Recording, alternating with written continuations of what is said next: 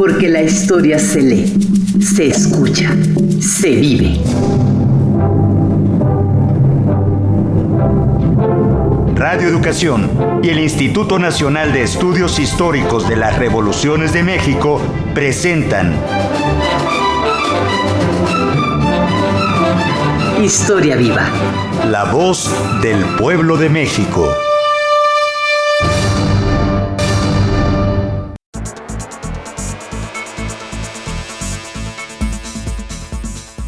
Buen día, les saluda Ivette Mota y les doy la más cordial bienvenida a su programa Historia Viva, la voz del pueblo de México, una coproducción entre Radio Educación y el Instituto Nacional de Estudios Históricos de las Revoluciones de México.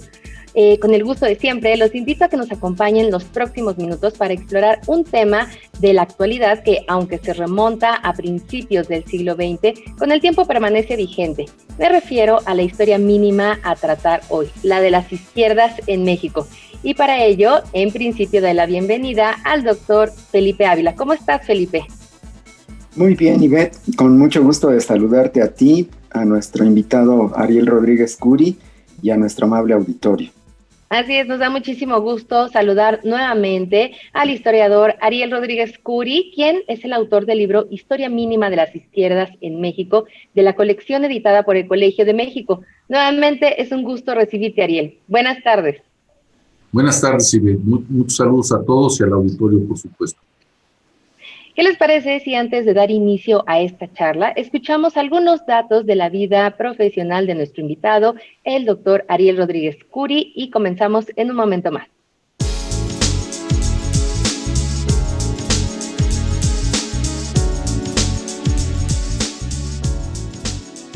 Ariel Rodríguez Curi es historiador especializado en política contemporánea y en problemas de cambio cultural asociados a la urbanización.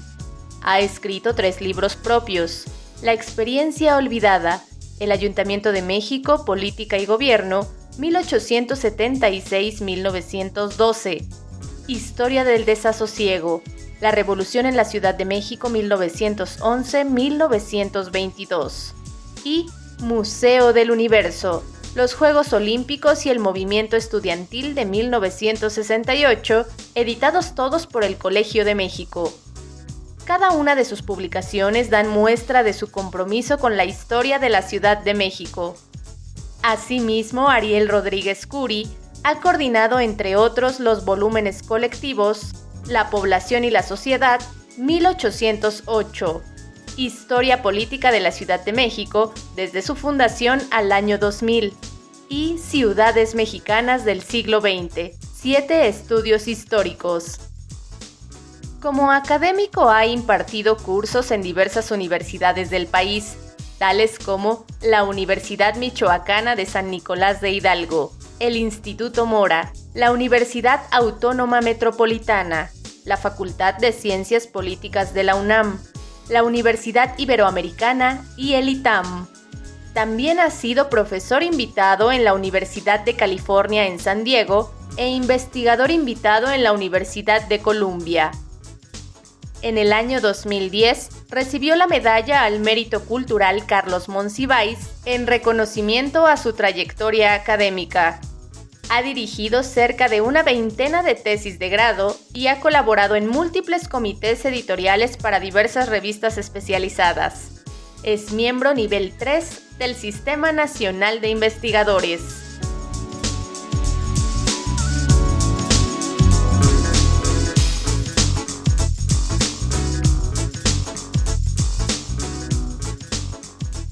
Después de escuchar la semblanza de nuestro invitado Ariel Rodríguez Curi, continuamos en Historia Viva y agradecemos a quienes nos escuchan por Radio Educación en el 96.5 FM, en el 1060 de AM, también a quienes nos siguen a través de nuestras redes sociales por Facebook y Twitter, tanto de Radio Educación como del INER. Además, un saludo muy especial a todas las personas que nos escuchan en diferentes puntos de la República Mexicana a través de las estaciones que se unen a esta señal. Muy bueno, Felipe, para introducirnos al tema, explícanos y explícale a nuestra audiencia, por favor, a qué se le llama izquierda en México y por qué adquiere relevancia en la historia el estudio de este tema. Con mucho gusto, Ivette. Desde luego, el término de izquierda es un término que escuchamos prácticamente todos los días. En múltiples foros se manejan estos términos que hacen alusión directamente a la política. Y así como se habla de izquierdas, también se habla a menudo de derechas. Y creo que es importante aclarar qué significado se le está dando a este término. En la historia política de Occidente, Ivette, desde la Revolución Francesa, el término de izquierda, aunque ha sufrido una evolución, generalmente está asociado a un grupo de personas, organizadas o no, que sostienen posturas políticas en favor de modificar la situación prevaleciente, tratando de que las condiciones cambien y que haya mayor igualdad, mayor justicia, mayor equidad.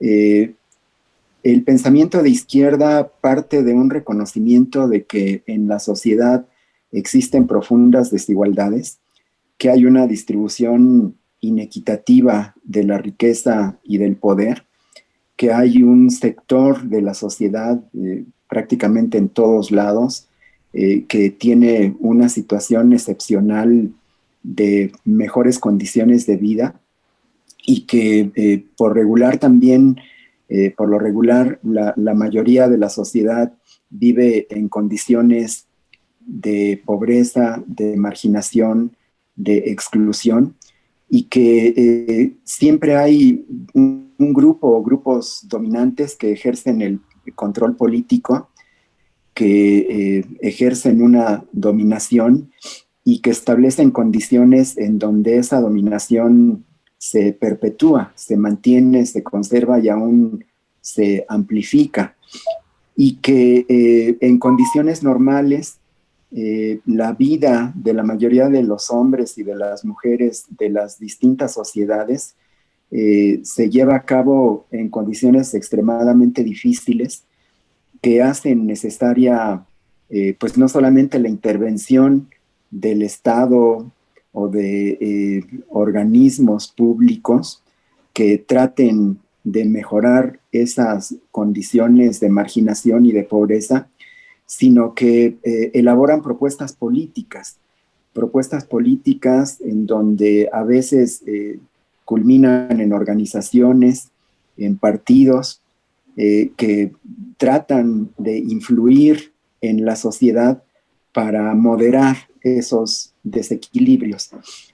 Creo que la izquierda, si algo la caracteriza, es esta identidad en donde a través de distintos medios buscan establecer condiciones más equitativas de poder, de riqueza y de justicia, en donde también la dignidad y un espíritu de ética están presentes siempre, porque hacer esto enfrenta siempre obstáculos fuertes, se tienen que poner en riesgo a veces incluso la vida de quienes están luchando por conseguir un mundo mejor.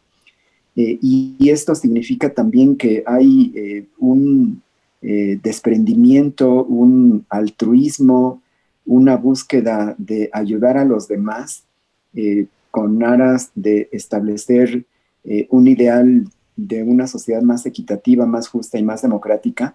Y creo que pues esto es lo que a grandes rasgos podemos pensar que caracteriza al pensamiento y a la acción de las izquierdas. Y en México esto es muy relevante, Ivette, porque creo que sobre todo en estos últimos tiempos está muy en boga una discusión de los que promueven mejorar las condiciones de vida de la mayoría de la sociedad mexicana y vencer los obstáculos que se le enfrentan. Y también hay otro sector que busca mantener privilegios, que busca mantener el status quo, como se le denomina a las condiciones prevalecientes. Y hay siempre una lucha, una pugna, una guerra ideológica y también pues un enfrentamiento político para tratar de llevar a cabo estas propuestas de modificación de la situación prevaleciente, y de manera que creo que pues tiene una enorme actualidad discutir estos términos. Claro, justo para poder entender más acerca de estos términos, le pregunto a Ariel, ya con este antecedente que nos dio Felipe, ¿por qué desarrollas el concepto de las izquierdas en las primeras páginas de Historia Mínima, que es tu libro del cual estamos hoy platicando? ¿Cómo es el marco de referencia de lo que vendrá después a lo largo del libro e incluyes los factores de tiempo y geopolítica en la definición, Ariel? Claro que sí, Beth. Mira, yo preferí escribir izquierdas en plural para reconocer que hay al menos 3 tradiciones en ese conglomerado que pensamos como las izquierdas mexicanas. Uno, estoy hablando del siglo XX, que se desprende directamente de la Revolución Mexicana y de algunas propuestas programáticas o de algunas prácticas políticas que no necesariamente se convirtieron en un programa. Entonces, dentro de la historia de las izquierdas en México, digamos, la familia que se desprende o la subespecie que se desprende de la propia Revolución Mexicana es muy importante, y ahí tendríamos inscritos a Mújica o al general Cárdenas, por ejemplo, ¿no? Para dar una idea de la importancia que tiene en la historia de las izquierdas la propia subespecie dentro de la Revolución Mexicana. Existe una segunda subespecie, vamos a decirlo así, que proviene de las izquierdas como fenómeno, si no universal, muy extendido en América, en Europa, en partes de Asia, incluso partes de África y de otras partes del mundo. Me refiero sobre todo a a 2 tradiciones, la tradición leninista, que adquiere una especial relevancia después de la Revolución de 1917 en la Unión Soviética, y una tradición más dibujada, más amorfa, sobre todo en México, que es la tradición anarquista, ¿sí? Que no tienen una génesis absolutamente endógena, digamos, sino que surgen en México a partir de las relaciones de la lectura de textos y de experiencias en otras partes del planeta. Y yo diría que hay una tercera subespecie, que tiene que ver con la naturaleza de los movimientos populares que están completamente encuadrados dentro de la tradición de la Revolución Mexicana, ni están completamente encuadrados dentro de la tradición leninista o anarquista vigentes, digamos, sino que son experiencias que se forman al calor de las luchas concretas, al calor de las demandas programáticas inmediatas. Esto lo vamos a ver con mucha claridad en la década de los 20 con el surgimiento de un radicalismo agrario que sí obedece en parte a una visión global de lo que significa la justicia en ese momento, pero obedece también a la propia experiencia de los campesinos, de los demandantes de tierra, de las circunstancias mexicanas. Entonces, la noción de izquierdas en plurales, para no reducir el concepto a lo que usualmente en la literatura disponible se reduce, o bien a la tradición marxista-leninista, o bien un poco menos a la tradición, digamos, anarquista, sino recoger la riqueza cultural y política de esas experiencias.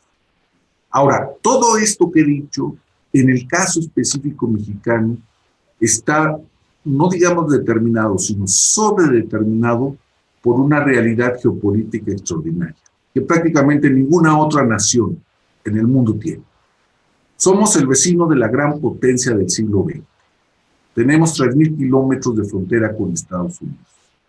También la historia de las izquierdas en México ha estado determinada, o insisto, sobredeterminada, por una serie de relaciones con Estados Unidos, incluso con las izquierdas de Estados Unidos, que a veces conocemos poco, y que sin embargo van a jugar un papel muy importante, yo diría, por ejemplo, en 3 momentos, dándole cobertura al movimiento magonista en Estados Unidos, eso es una cuestión muy importante, en la construcción del antifascismo mexicano, en interacción con el antifascismo estadounidense en la década de los 30 y sobre todo durante la Segunda Guerra Mundial, y de manera más velada, más escondida, a veces más oscura también, en algunas de las discusiones que tuvieron que ver con la primera discusión del Tratado de Libre Comercio y después con su reelaboración reciente en el gobierno del presidente López Obrador, donde se introducen algunos elementos que preocupan al movimiento sindical estadounidense, pero también al movimiento sindical mexicano, por ejemplo, y que no habían estado plasmados en la primera discusión en los 90. Por ejemplo, la protección del salario, la protección de la organización autónoma de los trabajadores. Entonces, hay que tener muy en cuenta esto porque la historia de las izquierdas mexicanas tiene una relación, yo diría, simbiótica también con algunos movimientos estadounidenses, pero nosotros mismos no nos hemos dado cuenta, y sobre todo los historiadores, no hemos querido cobrar plena conciencia de que tenemos un rasgo geopolítico específico que no compartimos con nadie, lo tenemos nosotros. Y así nos vamos a quedar, porque la frontera con Estados Unidos, pues yo creo que no se va a mover. Espero. En esta visión, Felipe, en esta visión amplia que nos propone y nos explica Ariel, el Partido Liberal Mexicano, que fue precursor de la Revolución Mexicana, fue también la semilla de las izquierdas mexicanas. ¿Cómo podemos entender esto, Felipe, y el contexto de la transformación revolucionaria? Sí, Beth, a mí me parece muy acertada esta postura de Ariel de comenzar su libro sobre las izquierdas en México en el siglo XX con el Partido Liberal Mexicano. Un partido que, si bien ha sido muy estudiado, creo que ha sido relegado con relación a la importancia que tuvo en la Revolución Mexicana, al grado de que hay algunos investigadores recientes que señalan que el papel de los magonistas, de los liberales mexicanos radicales, no fue el de precursores, sino que ellos iniciaron la Revolución Mexicana, que la Revolución Mexicana, en lugar de comenzar en 1910, se podría decir también desde cierto punto de vista que comenzó en 1906 con la publicación del manifiesto y del programa del Partido Liberal Mexicano. Creo que desde este punto de vista, Ivette, el Partido Liberal Mexicano tiene un papel fundamental porque fue la organización política que mejor desnudó la naturaleza despótica, autoritaria, represiva y dictatorial del gobierno de Porfirio Díaz. La labor de los miembros del Partido Liberal Mexicano, hombres y mujeres, tampoco comenzó con el inicio del siglo XX, con el primer congreso de los liberales mexicanos en San Luis Potosí y con la aparición de Regeneración, sino que ellos son los herederos, son los continuadores de una militancia política de oposición que viene prácticamente desde finales de la década de 1870, sobre todo una oposición periodística, encabezada quizá mejor que nadie por Daniel Cabrera, el director del Hijo del Ahuizote.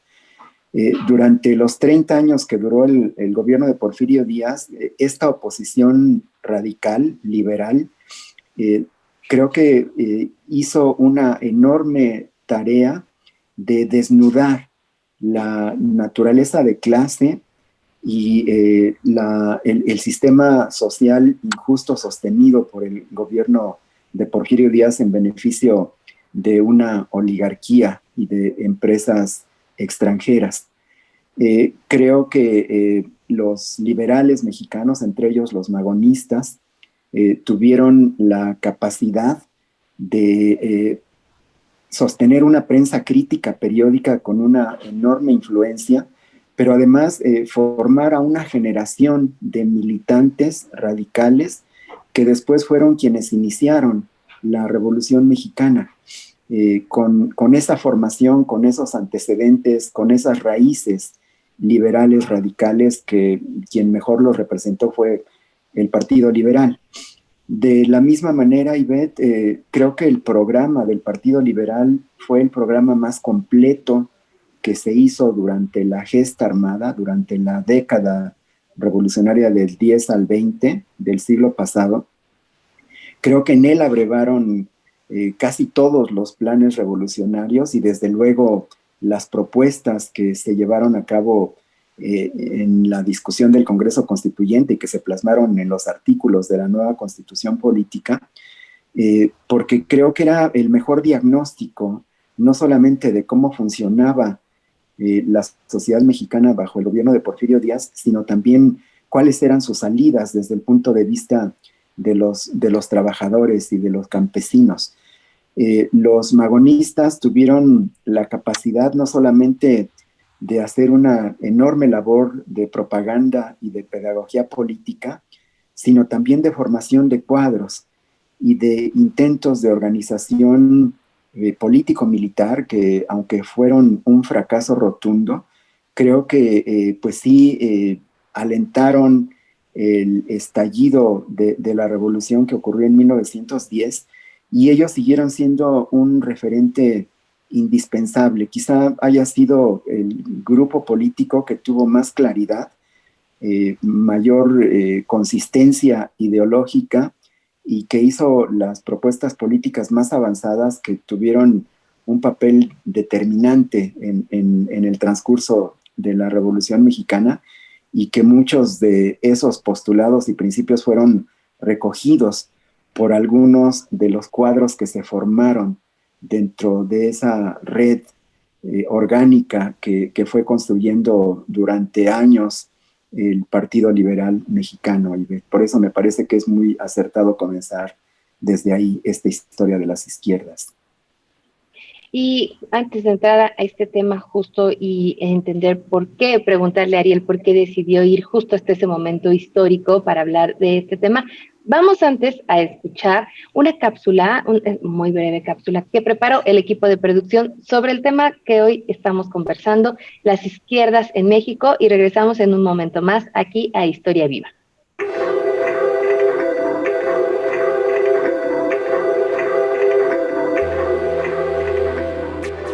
El Colegio de México ha puesto en circulación su colección Historia Mínima, en la que diversos investigadores e historiadores ponen al alcance del gran público temas de actualidad e historias dedicadas a conocer circunstancias y particularidades de países de América, Europa, África y Asia.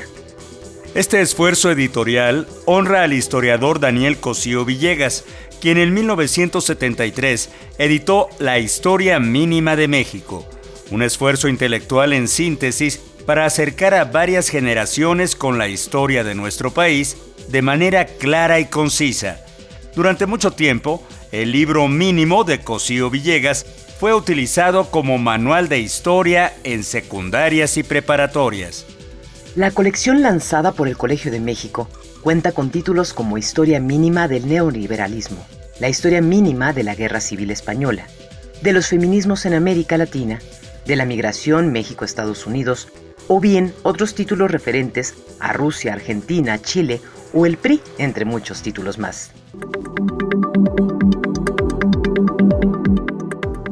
Al historiador Ariel Rodríguez Curi le fue encargada la investigación y redacción de la Historia Mínima de las Izquierdas de México. Todo un reto intelectual debido a las particularidades propias de la historia política mexicana. Hasta ahora, la historia de la izquierda mexicana había sido escrita con un espíritu de secta, de partido, a partir de las diferentes visiones o programas políticos de cada organización. Por ejemplo, las historias generales como la coordinada por el secretario general del Partido Comunista Mexicano desde los años 60 hasta los 80, Arnoldo Martínez Verdugo, y la compilación de escritos del historiador australiano Barry Carr, siguieron los patrones historiográficos soviéticos.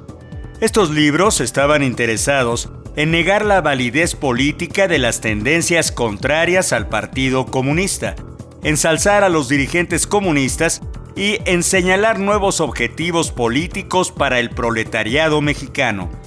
Los testimonios existentes de los militantes también hicieron eco de las batallas políticas de la izquierda mexicana.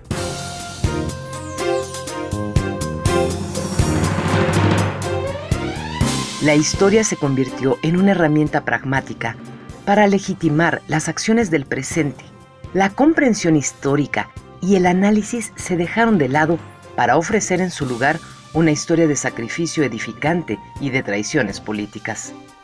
Desde una visión muy distinta en Historia Mínima de las Izquierdas en México, Rodríguez Curi propone una lectura historiográfica universal de la izquierda cuya capital fue Moscú, y el análisis local. En su libro, el autor también señala las deudas de estudios del tema que quedan por saldar, trabajo al que deberán dedicarse las nuevas generaciones de historiadores interesados en él.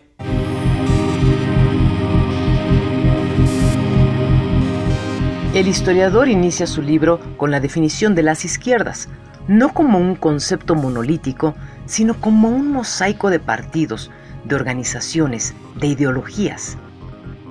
Describe y expone las características del Partido Liberal Mexicano de principios del siglo XX, algunas de las cuales sobrevivieron en la izquierda mexicana, como la importancia del periódico como órgano partidista, lo que se ejemplifica en el diario Regeneración de los Magonistas o en el Machete de los Comunistas, o bien el Popular para los lombardistas, el periódico como vehículo difusor de las ideas políticas a lo largo del siglo pasado.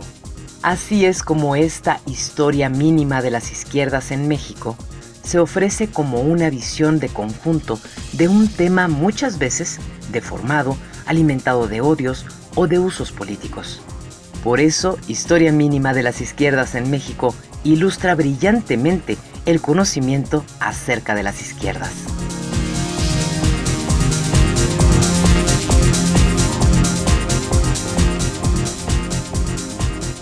Estamos de regreso en Historia Viva, la voz del pueblo de México, un espacio para la difusión de la historia y el intercambio de ideas. En esta emisión con el tema Historia Mínima de las Izquierdas de México.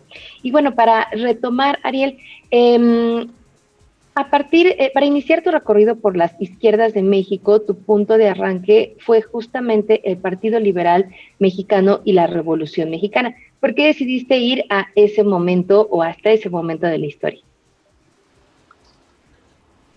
Mira, como decía Felipe, yo creo que no es una novedad colocar al Partido Liberal y a los magonistas como una de las estaciones obligadas en la historia de las izquierdas por varias razones. Yo señalaría en primer lugar una paradoja que tiene el Partido Liberal Mexicano. En su programa, en su accionar, en su propaganda, se concibe como un partido revolucionario, me quedan pocas dudas al respecto, sobre todo en su segunda etapa. Sin embargo, la apelación al nombre liberal mueve a una reflexión de otra naturaleza. Me parece que marca un hito el Partido Liberal Mexicano porque empata dos términos que a veces son o están contrapuestos o parecen ser excluyentes. Y me refiero a la idea de revolución por una parte y a la idea de libertad por otra parte. Esto ha sido muy debatido a lo largo del siglo XX, pero el Partido Liberal va a dejar una impronta muy profunda en las izquierdas mexicanas. Y esa impronta tiene que ver con la exigencia de que esas propias izquierdas imaginen la libertad política, que es una de las demandas centrales, está en el ambiente del programa del Partido Liberal Mexicano. ¿Sí? Entonces eso me parece fundamental. En segundo lugar, porque si definimos a las izquierdas como aquellos movimientos que reivindican más derechos para más personas, la experiencia del Partido Liberal es fundamental en el sentido de que propugna más derechos, sobre todo para los que trabajan, que en el ideario liberal convencional en realidad solamente forman parte de un contrato entre dos personas, ya. A partir de la experiencia del Partido Liberal, pero a partir también de la experiencia de la Revolución Mexicana en el sentido más amplio, esta idea del contrato entre dos personas formalmente iguales va a pasar, si no a un segundo plano, a un plan subordinado a la obligación del Estado y las instituciones del Estado a procurar la equidad en esas relaciones, incluso sobre todo las de trabajo, pero también las relaciones agrarias. Entonces, es muy importante la definición de las izquierdas como aquellos grupos que propongan más derechos para más personas, porque eso obliga a una cierta mediación o a una cierta institucionalización para garantizar esta petición o exigencia histórica. Entonces, me parece que eso justifica por qué tenemos que empezar con el Partido Liberal y por qué tenemos que empezar con la Revolución Mexicana. Gracias, Ariel. Felipe, posteriormente, ¿cómo se vivió en el México posrevolucionario, el ánimo de cambios que llevó al surgimiento de partidos socialistas regionales y en realidad enarbolaban las banderas incumplidas de esta Revolución Mexicana? Sí, Beth, me gustaría comenzar diciendo que en México, a diferencia de lo que ocurrió en Europa, en Estados Unidos y en países sudamericanos como Argentina o Chile, no había una tradición de partidos socialistas que se reivindicaran como tales y que hubieran estado influidos por la Segunda Internacional. Hubo pensamiento anarquista, organizaciones anarquistas, desde luego, pero antes del Partido Liberal Mexicano no había nada semejante, y tampoco después. El primer partido político que podríamos considerar moderno, que fue el antirreeleccionista que impulsó Francisco I. Madero, desapareció con el golpe de Estado de Victoriano Huerta, con el golpe militar, al igual que las nuevas corrientes políticas que se habían aglutinado aprovechando el impulso de la primera etapa de la revolución. Y sin embargo, durante la década revolucionaria, Ivette, hubo profundas transformaciones sociales, políticas y económicas en todas las regiones, prácticamente en toda la República, pero fueron transformaciones de facto, fueron transformaciones hechas sobre la marcha, en donde los ejércitos revolucionarios, a la medida en que fueron derrotando al ejército federal huertista, tomaron el control de los territorios que ocupaban, establecieron nuevas formas de gobierno, expropiaron a buena parte de las clases propietarias, iniciaron las primeras reformas sociales, agrarias, laborales, educativas, con mayor radicalidad en algunos puntos, como en Yucatán, con Salvador Alvarado, o como Diegues en Jalisco, o Antonio Villarreal en Nuevo León, en fin, desde luego en los territorios villistas y zapatistas hubo incluso una transformación todavía mayor, más radical, pero estas dos corrientes fueron derrotadas. Lo que quiero decir con esta descripción, Ivette, es que durante la Revolución Mexicana hay dos fenómenos muy importantes, que es, por un lado, la ausencia de un partido político revolucionario que recoja, que unifique y que conduzca las demandas, los principios y las aspiraciones de la revolución en su conjunto con un ámbito nacional. En segundo lugar, que había habido ya muchísimas transformaciones sociales en las regiones y estas transformaciones estaban garantizadas y sostenidas por los grandes caudillos militares que se habían hecho los amos y señores de los territorios que controlaban.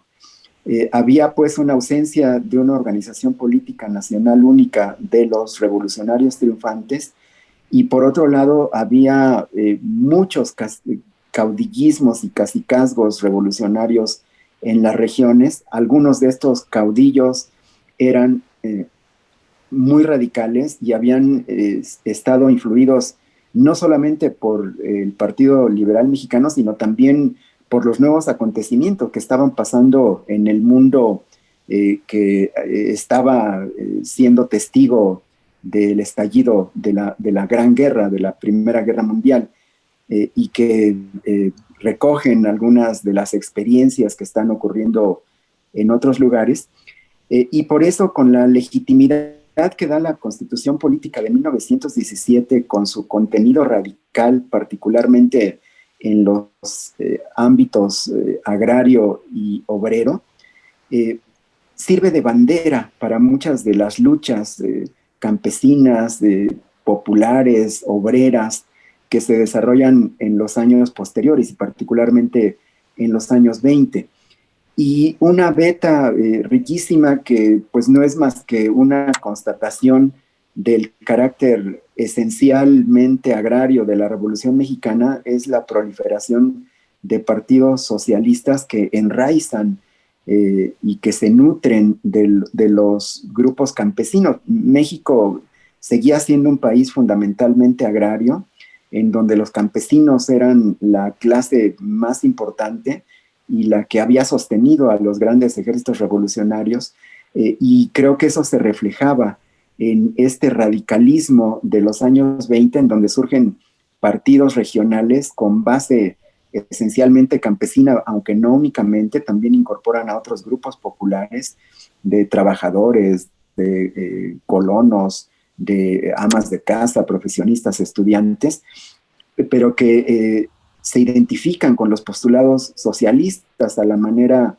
en que ellos los entendían, y que era como una radicalización de las medidas progresistas de la Revolución Mexicana y particularmente de lo que establecía la Constitución Política del 17, Ivette. En ese sentido, Ariel, ¿cómo afectó a las izquierdas posrevolucionarias el discurso anticomunista internacional? Y en tu libro refieres, por ejemplo, que el agrarismo y el Partido Agrarista ya enarbolaban sus reivindicaciones como socialistas. ¿Cómo entender esto?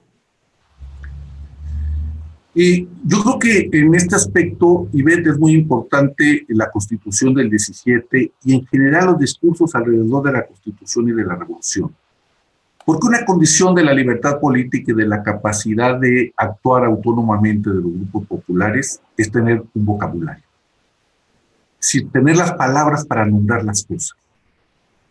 Y asuntos como la demanda por la tierra y la reforma agraria, la destrucción del latifundio, la igualdad de derechos, etcétera, los va a dar en buena medida la Constitución y todo lo que se construye culturalmente alrededor de la Constitución.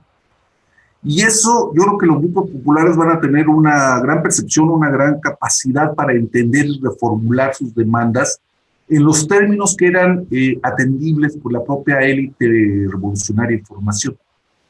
Y en buena medida, la historia de los partidos socialistas en las regiones tiene que ver con la apropiación del discurso de la revolución para plantearlo como una cuestión de aquí y ahora, ¿no? Esto es importante. El otro asunto que tiene que ver con la polarización del lenguaje y ciertas formas de anticomunismo que ya se perciben en el ambiente en la década de los 20, es que los partidos socialistas regionales más exitosos, los que sobrevivieron, los que llevaron adelante grandes empresas de transformación social, están vinculados a su capacidad de fuego, ¿no? Una cosa son los socialistas de Tejeda en Veracruz, que estaban armados y organizados militarmente y que van a prestar un apoyo fundamental tanto a Obregón como después a Calles, que los socialistas del sureste de Carrillo Puerto, que tienen una organización política importante pero están desarmados y van a ser aniquilados durante la rebelión de la Huertista. Entonces ahí hay una transacción entre un gobierno nacional de Obregón o el de Calles o incluso el de Portesil, que no necesariamente compartían los puntos programáticos de los socialistas regionales, pero al mismo tiempo que los necesitaban para enfrentar algunas fracciones disidentes dentro de la familia revolucionaria. Obregón y Calles no es que hayan sostenido a Tejeda simplemente porque les caía bien, que no les caía bien, ¿no? Sino lo sostienen porque Tejeda tiene una capacidad de organizar a los campesinos demandantes de tierra a lo largo de todo el estado de Veracruz en grupos político-militares, ¿no? Y esto lo podemos ver luego, por ejemplo, durante la Guerra Cristera, donde los agraristas, es decir, aquellos campesinos que habían recibido tierra de las primeras formas de reparto y están armados, son tropas auxiliares y a veces tropas de choque, eso lo sabe perfectamente Felipe, tan importantes como las del Ejército Federal para combatir a los propios cristeros, ¿no? Entonces, ahí hay una muy interesante mezcolanza entre política práctica, política militar y palabras. Porque la revolución ya se hace de palabras. Estamos acostumbrados a decir que no, una cosa es el discurso y otra cosa es la realidad. La realidad se va construyendo también a partir de los discursos, ¿no? Y hay una parte del pueblo mexicano, de los sectores populares de la sociedad mexicana, que van a tomar muy en serio lo que dice la Constitución y lo van a tratar de llevar a la práctica, ¿no? Incluso a defenderlo. Entonces, esta es una ruptura fundamental. Yo diría simplemente para acabar, y esto también es una cuestión que Felipe ha pensado si el agrarismo es una invención de la élite revolucionaria o se le impuso a la élite revolucionaria a partir de movilizaciones relativamente autónomas, sobre todo encabezadas por los sindicatos y los partidos socialistas regionales, ¿no? No es que la élite fuera una maquiavélica y dijera, ahora para entretener a la raza vamos a inventar una cosa que se llama reforma agraria. No, se le impuso la realidad. Desde muy temprano, Obregón y sobre todo Calles no quieren la reforma agraria, pero ¿qué pueden hacer si es su base natural de masas? Y además están organizados y en algunas secciones del país están armados los agrarios. Por otro lado, Ariel, hay un apartado extenso en tu libro La historia mínima de las izquierdas, el cual habla acerca de el mundo según Lombardo Toledano. ¿Nos puedes platicar quién fue este primer matriculado de la UNAM que se autonombró el primer marxista mexicano? Pues mira, Lombardo Toledano, Vicente Lombardo Toledano, un poblano ilustre, es como el Espíritu Santo. Es decir, aparece en todas partes porque es el mediador de todo, al menos hasta finales de la década de 1940. Es difícil encarar la trayectoria de Lombardo Toledano, entre otras cosas porque sus obras completas son decenas de volúmenes, ¿no? Afortunadamente Daniel Spencer ya hizo una biografía muy atendible sobre la trayectoria de Lombardo, pero hay que decir que él es un protagonista central en la organización de eso que vamos a llamar las izquierdas mexicanos entre finales de la década de los 20 y los 40. Va a estar en todas las grandes empresas de las izquierdas mexicanas. Hay muchas paradojas, muchas contradicciones en Lombardo. Es el gran precursor, quizás, de la unidad de la familia revolucionaria, y él mismo era un personaje que yo creo que en el fondo era muy antipartido. Era un hombre de izquierda que se declaraba amigo de la Unión Soviética, que viajó a la Unión Soviética, y era un político antipartido comunista, según toda la evidencia disponible.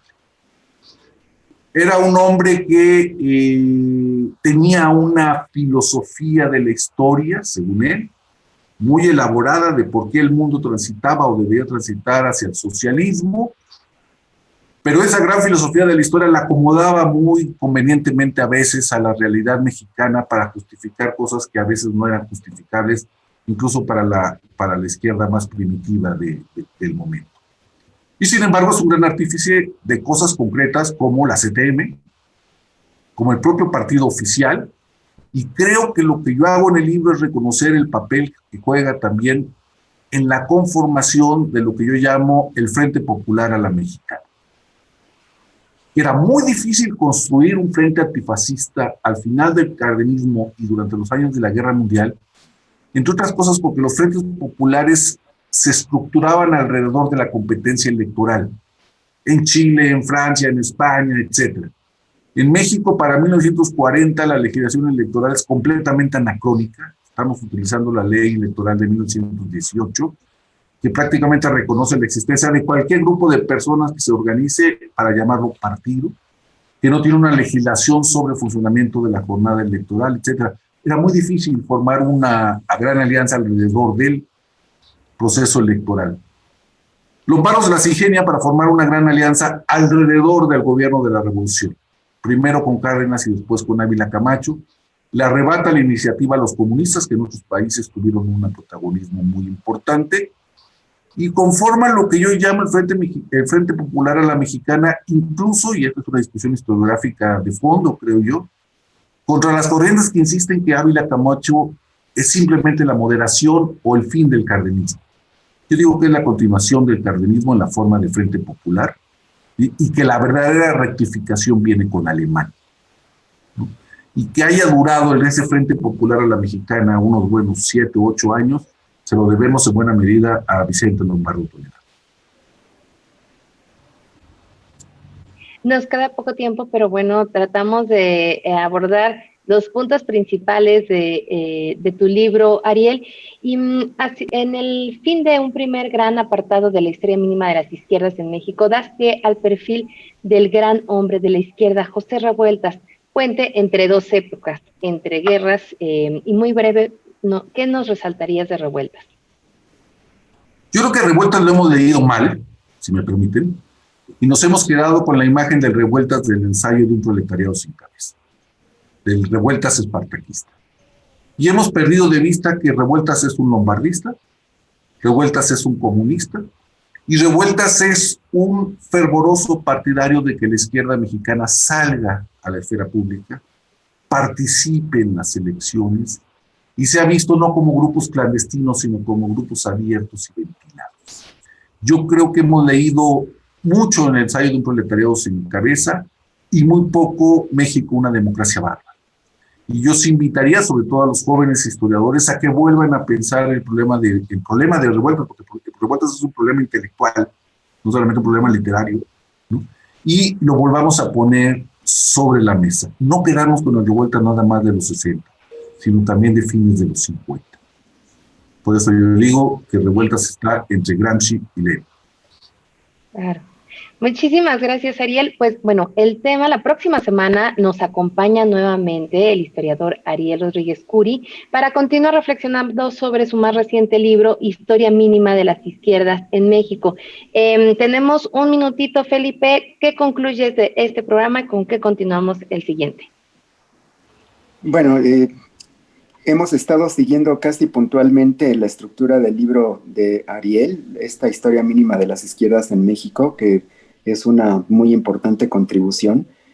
Creo que es una gran oportunidad la que nos da Ariel de poder conversar cómo fue construyendo y argumentando este libro. Me parece que es un libro que es una referencia obligada para seguir la historia política de México desde el punto de vista de las izquierdas.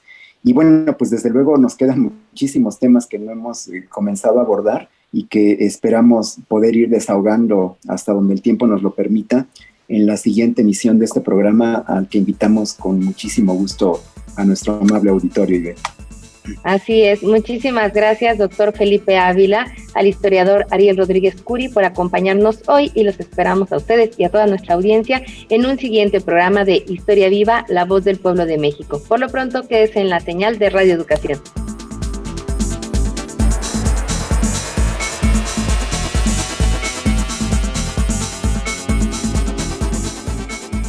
Participamos en este programa Oscar Guerra, José Ángel Domínguez, Laura Viadas, Alma Lilia Martínez, Salvador Castro, Daniel Librado Luna, Claudia Segura, Felipe Ávila, Ivette Mota, bajo la producción de Mario Ledesma.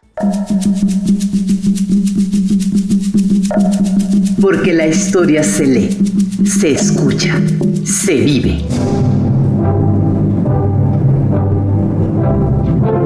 Radio Educación y el Instituto Nacional de Estudios Históricos de las Revoluciones de México presentaron Historia Viva. La Voz del Pueblo de México.